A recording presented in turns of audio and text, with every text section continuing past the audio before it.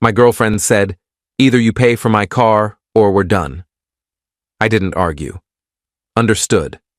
I slid the keys across the table and walked out.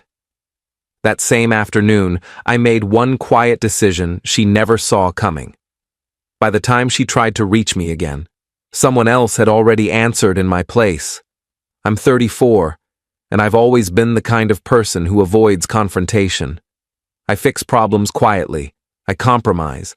I've been told I'm too accommodating, and maybe that's true. My girlfriend and I had been together for 3 years. We didn't live together, but we were close. Spent most weekends together. Talked about moving in eventually. She worked in marketing, made decent money, and I did well enough in my field that we never really argued about finances, until her car died. It was a Tuesday morning when she called me, voice tight with frustration. Her car wouldn't start. She'd had issues with it for months, but kept putting off repairs. Now the mechanic was saying the transmission was gone. $6,000 to fix, or she'd need a new car entirely. "I can't afford this right now," she said. "I just put down a deposit on that trip we're taking next month. My credit cards are maxed. I don't know what to do." I offered to help her look at used cars, maybe find something affordable. She went quiet for a moment. "Or you could just pay for it," she said. I laughed, thinking she was joking. "Pay for what? A new car?" "Why not? You have the money. I know you do. You've been saving forever." I had been saving. For a down payment on a house, something I'd been working toward for 5 years. Every bonus, every tax return, every bit of extra income had gone into that account. It was my future, my security, my dream that I'd built brick by brick. "That's not really how this works," I said carefully. "I can help you figure out financing or maybe loan you." "Loan me? We're together. We're supposed to help each other." "I know, but $6,000 is—" "So you're saying no. I'm saying let's talk about options." She hung up. I stood there in my office, phone still pressed to my ear, listening to the dial tone. My coworker asked if I was okay. I nodded and went back to my desk, but I couldn't focus. Something had shifted in that conversation. Something fundamental. That night, she came over to my apartment. I made dinner, trying to keep things normal. Chicken, rice, vegetables, her favorite meal. She barely touched her food, just sat there, arms crossed, staring at her phone. The silence was heavy, oppressive. "Are you okay?" I asked. "I've been thinking," she said without looking up. "About us, about how you handle things." "What do you mean?" "I mean when I need something, you make it complicated. You turn it into a negotiation. I asked you for help, and you basically said no. I said let's look at options together. That's the same thing as no." She put her fork down with a sharp clink. "I need a car. I can't get to work without one. This is serious, and you have the money sitting there doing nothing." "It's not doing nothing, it's my savings." "For what? A house you haven't even started looking for?" I felt my jaw tighten. "A house I've been planning for years." "Plans change. People change. Right now I need help, and you're choosing your plans over me." We went back and forth like this for another hour. She got louder, more insistent. I got quieter, more withdrawn. Every argument I made was met with another accusation. I was selfish. I didn't care about her. If I really loved her, this wouldn't even be a question. The apartment felt smaller with every word. Finally, she stood up, pushing her chair back so hard it scraped against the floor. "Either you pay for my car or we're done," she said. Her voice was flat, final. I looked at her. Really looked at her. Her face was flushed, her jaw set. I waited to see if she'd take it back. If she'd say she was just stressed and didn't mean it. If she'd apologize for putting me in this position. She didn't. The silence stretched between us like a chasm. "Understood," I said. I stood up slowly, walked to the counter, picked up her apartment keys from the bowl where I kept them, next to my wallet and loose change, and slid them across the table. They made a soft scraping sound against the wood. What are you doing? Her voice had changed, uncertain now. You gave me an ultimatum. I'm choosing. You can go. Her face went red, then pale. Are you serious? You're breaking up with me over money? No, you're breaking up with me over money. I'm just accepting it. I didn't mean I was just... You meant it. You don't say something like that unless you mean it. She grabbed the keys with shaking hands, grabbed her purse, and stormed out. The door slammed hard enough to rattle the frame and knock a picture slightly crooked on the wall. I stood there in the silence for a long time, staring at her half-eaten dinner, the empty chair, the space where she'd been. Then I cleaned up dinner methodically, scraped the plates, washed the dishes, wiped down the table, put the leftovers in containers, normal motions, routine. When I finished, I sat on the couch staring at nothing, my mind blank and buzzing at the same time. That same evening, around 9 o'clock, I made a decision. A quiet one. One I'd been putting off for months.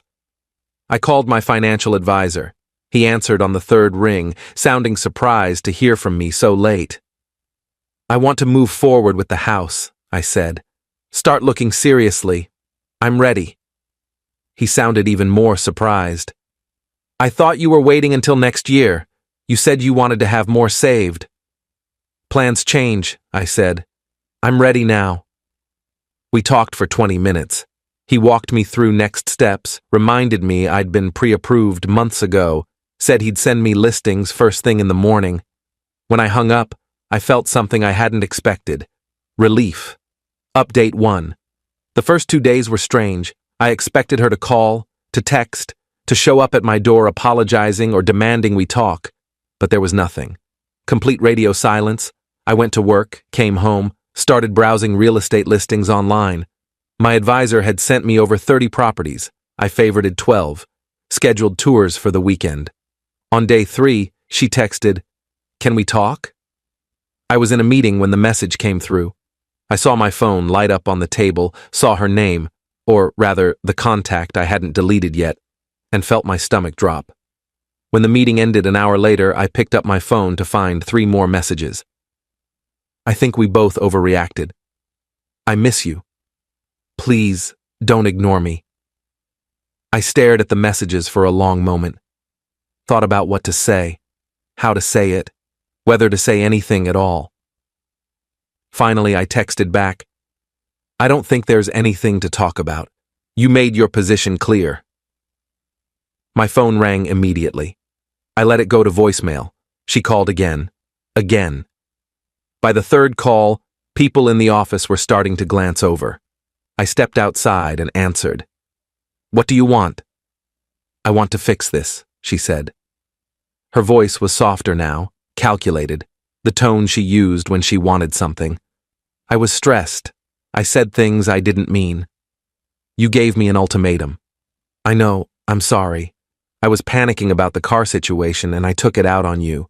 That wasn't fair. No, it wasn't. So can we meet, talk this through? I'll come to your place, or we can go somewhere neutral. Coffee, anywhere you want. I don't think so. Why not? You can't even give me a chance to apologize in person? You can apologize right now, over the phone.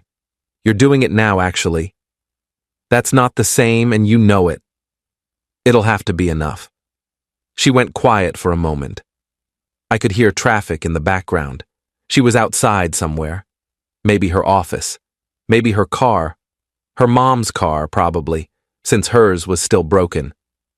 Did you already move on or something? She asked. No, I'm just done. Done? After 3 years, you're just done? Just like that? You told me we were done. I agreed. That's how this works. I didn't mean it like that. I was upset. Then you shouldn't have said it. Words have consequences. You're being cruel. I'm being honest. She started crying. The kind of crying that's supposed to make you feel guilty. Big, theatrical sobs. I'd heard this before, when she didn't get her way, when I suggested we skip an expensive restaurant, when I said I was too tired to go out. I need you, she said between sobs. I can't do this alone. I don't have anyone else. My friends are all busy with their own lives. My parents don't understand. You're all I have. That's not my problem anymore. And honestly, that's not healthy. You should have other people. How can you be so cold? I'm not cold. I'm just not responsible for fixing your life. I hung up. Immediately, I blocked her number, blocked her on every social media platform I could think of, blocked her email. I knew if I left any door open, even a crack, she'd keep pushing through it. She'd wear me down eventually, and I couldn't let that happen. That weekend, I toured 3 houses. The first one was too small. The second one was in a bad location. The third one was perfect. 3 bedrooms, 2 bathrooms, a backyard with mature trees, updated kitchen, good neighborhood. Within my budget. Actually below my budget by $15,000. I stood in the empty living room, sunlight streaming through the windows, and imagined my furniture there, my life there, my future there. I put in an offer on Sunday night. By Tuesday morning, they'd accepted. Update 2. I didn't tell anyone about the house at first. Not my parents, not my friends, not my co-workers.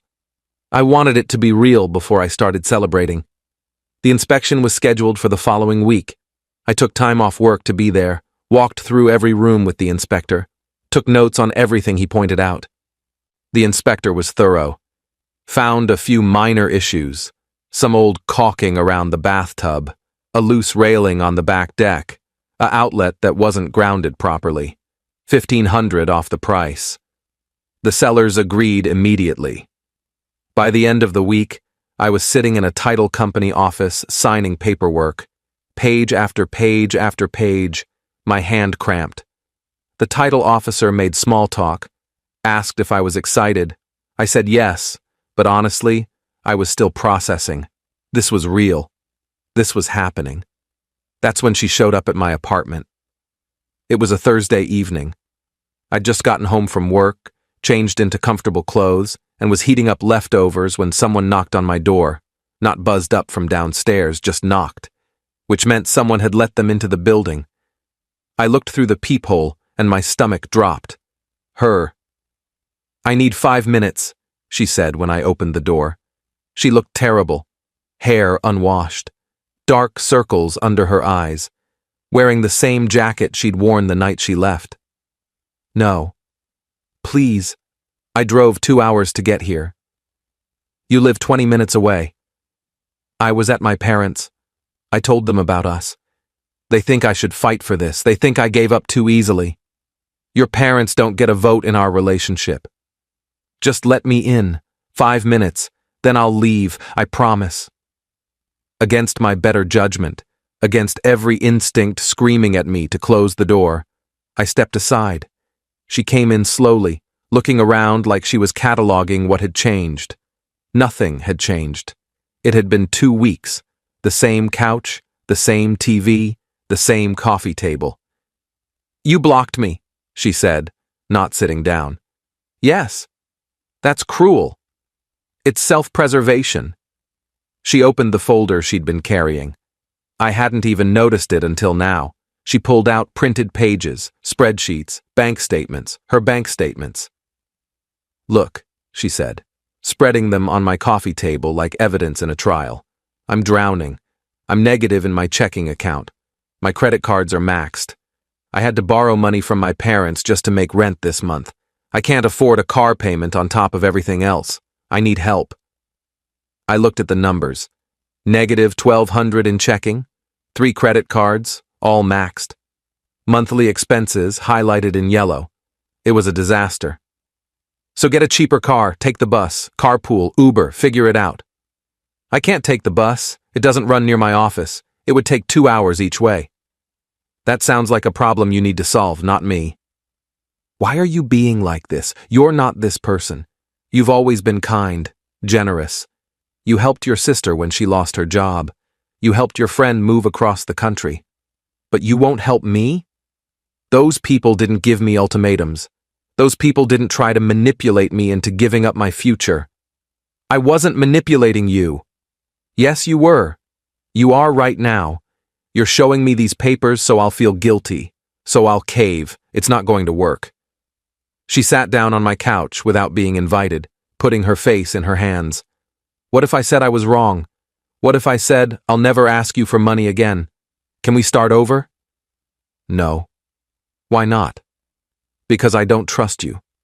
Because you showed me exactly who you are when things get hard. And I believe you. People make mistakes. People deserve second chances. And people face consequences for their choices. You chose to give me an ultimatum. I chose to walk away. These are the consequences. She looked up at me, mascara starting to run. Did you meet someone else? Is that what this is? No. Then why are you acting like you don't care about me at all? Because I don't. Not anymore. You killed whatever I felt when you tried to force me to choose between you and my future. Her face crumpled. She started crying again, but this time it felt real. Not performative.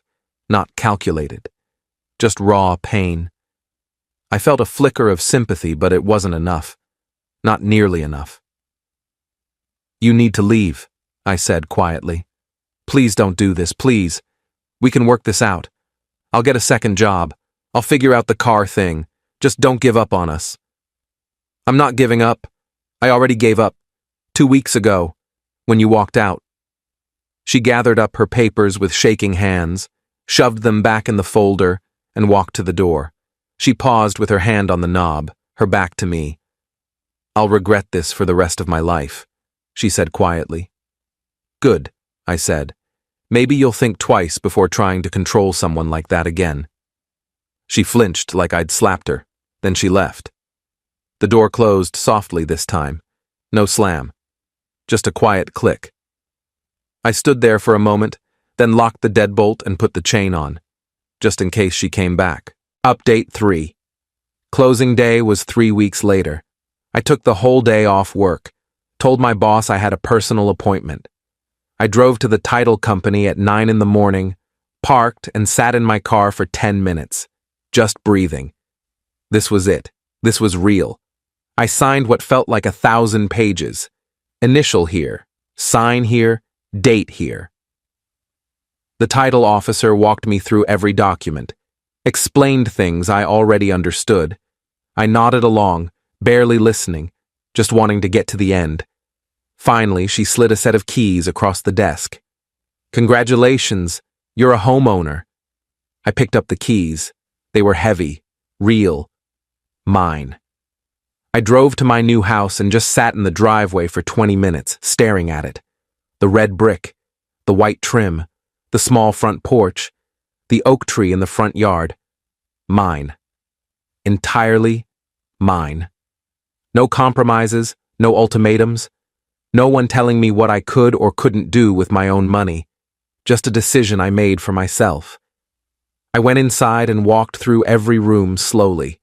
The empty living room with hardwood floors, the kitchen with granite countertops, the master bedroom with a walk-in closet, the backyard with space for a garden.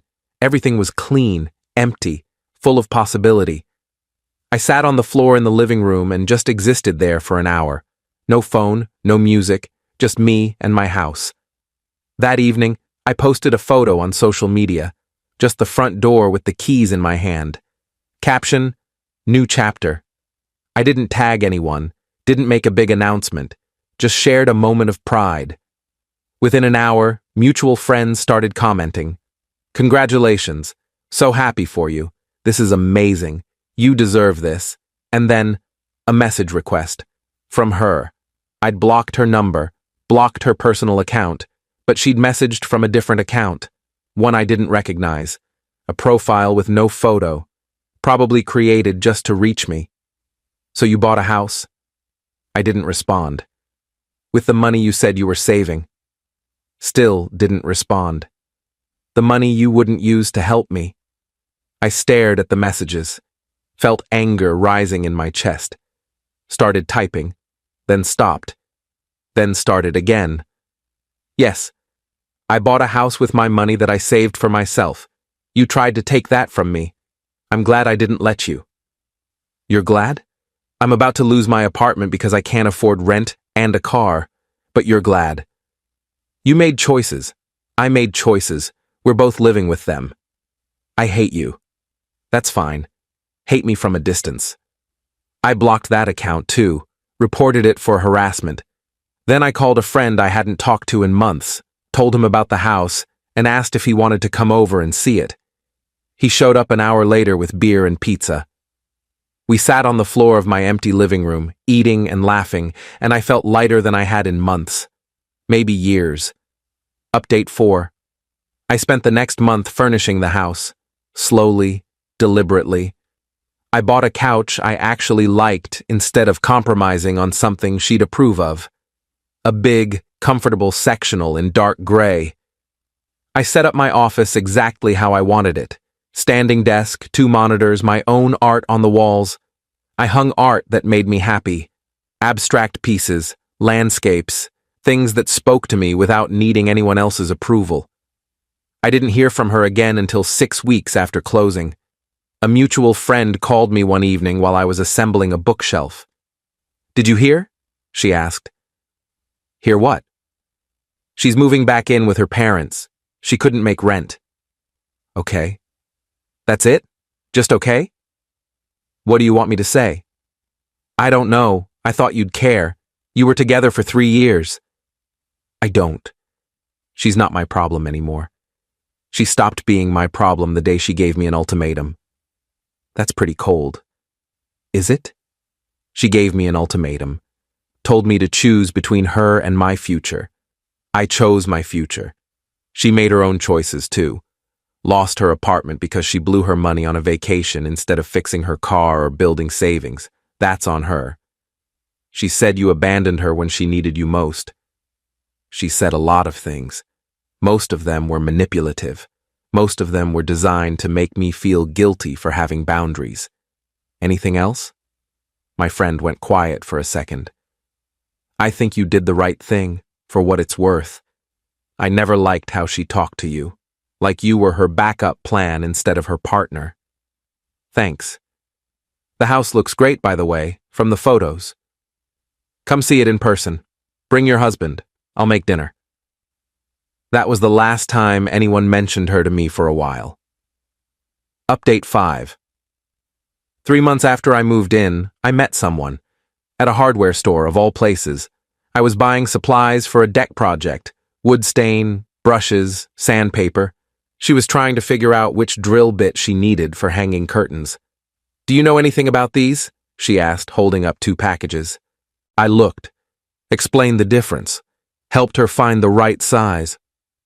We started talking. She was funny, self-deprecating. Had her own house 2 neighborhoods over that she'd bought a year ago. We went to coffee the next day, then dinner the following week. Then she came over and saw the house. She didn't ask how I could afford it, didn't make comments about what I should change. Just said, "This is really nice. You did well. I love what you did with the office." We've been seeing each other for 4 months now. It's easy, comfortable. No games, no ultimatums, no guilt trips about money or time or priorities.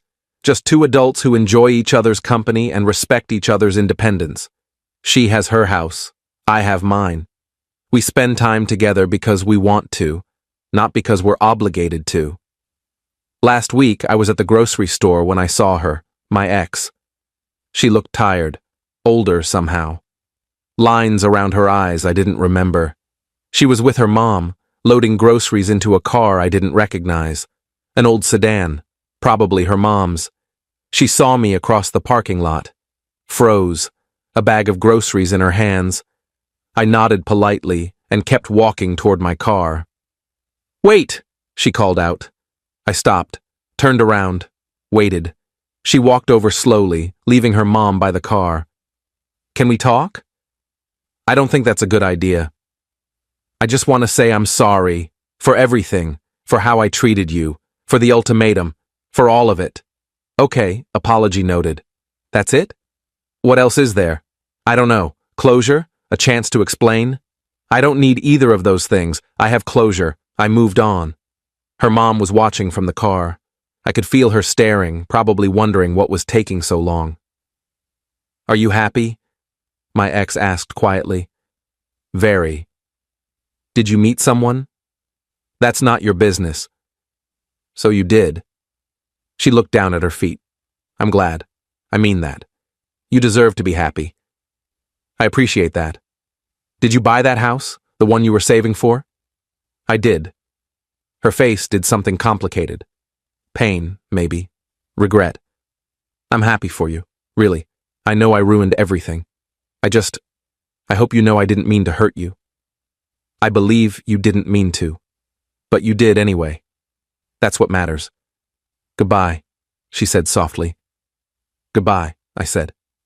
I walked away, got in my car, drove home, the new house, my life. When I got there, my girlfriend was already waiting on the porch. She'd texted earlier saying she'd stop by after work, wanted to see the progress on the deck. She was holding takeout from the place we both liked and smiling when she saw me. How was your day? She asked. Better now, I said. Final update. It's been 8 months since that conversation in the grocery store parking lot. I haven't seen or heard from my ex since. Mutual friends say she's still living with her parents, working the same job, driving her mom's old car. I don't ask for updates. Don't think about her much anymore. She's become a story I tell, a lesson I learned, not someone who occupies space in my daily thoughts. The house is fully furnished now. Every room has purpose. The deck is finished. I built it myself over 6 weekends, watched YouTube tutorials, made mistakes, and fixed them. I planted a garden in the backyard, tomatoes, peppers, herbs, things I actually use. My girlfriend and I spend most weekends here.